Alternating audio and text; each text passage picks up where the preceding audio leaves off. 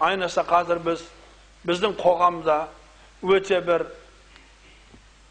qo'rqinchli harakat olib atgan salafizm, vahabizm ағымдары бар.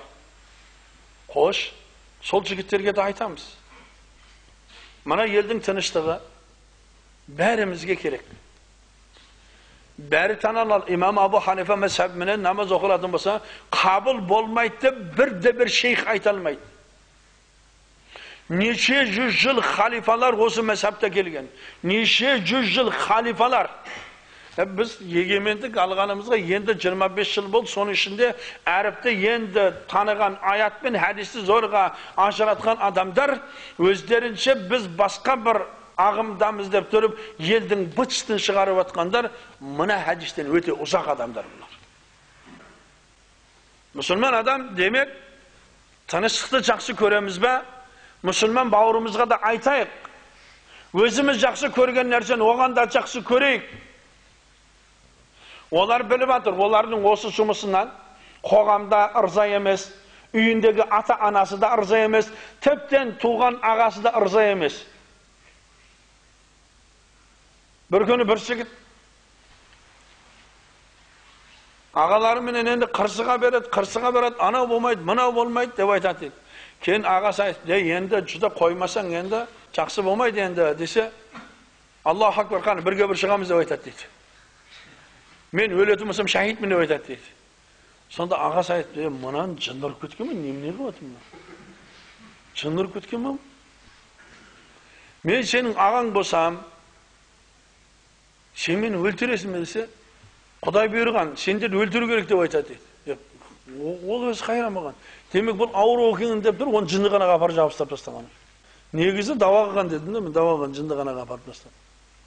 Себебі қараң, мұсылман адам өзіне жақсы көрген нәрсені мұсылман бауырына жақсы көру керек. Біз мұсылманбыз ғой. Осы қоғам тыныш болатын болса, міне алхамдулилля сабақтарымыз өтіп жатыр. Arap sabak kep berip atar, alhamdulillah. Demek tinçliktің арқасында екен ғой. Өзбекстанда, міне өзі көрші Өзбекстанның өзінде кеше бауырларымыз келіп айтып атыр, ауыл-ауылдағы мешіттің бәрін жауып тастады дейді. Ауыл-ауылдың мешіттің бәрін жауып тастады дейді. Демек, мына қазіргі осы топтан жүрген адамдардың негізгі келешектегі планы осы. Біздің Қазақстандағы bütün мешіттерді жабу негізгі мақсаты. Азан айттырмай қойды. Демек, бұлардың келешектегі мақсаты не? Біздің Қазақстанда азан айттырмау. Болмаса қайқа кетіп жатыр бұлар? Олардың айтқаны болмайды бәрібір. Бұл қазақ елі, бұл мұсылман елі. Бұл Абу Ханифа мезхебімен жүретін, ақиқи Құр'ан хадиспен жүретін қауымның елі бұл. Әрдайым айтып жатырмыз, біздің елімізде дінге бет бұрған халық, мүмкін мен білмейтін жерлерде бар шығар, бірақ мен Арабстанды көрдім, Түркияны көрдім, Иранды көрдім. Бұндай жастардың 95% болуы жоқ.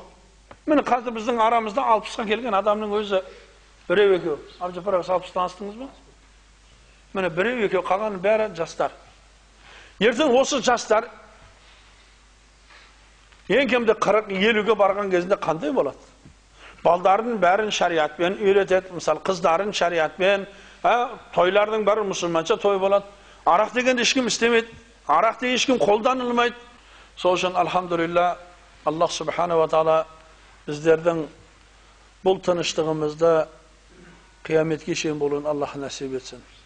Білім болса, шариат болатын болса, тыныштық болады. Міне, демек осы хадистерімізді, сол жігіттерімізді бұл зайып хадис деп айта алмайды ешқайсысы. Бірақ олардың төмен жоғарыда отырған көкелері, ақылды сымақ ұстаздары пайдаланып жатыр. Негізі ол жігіттер жаман жігіт емес. Бірақ оларды пайдаланып жатыр, өздерінің пайдаланып жатқандығын білмей жатыр. Келіңіздер, хадисті өте бір шүкір түсініп, бұған амал қылуды Аллахтан сұрайық.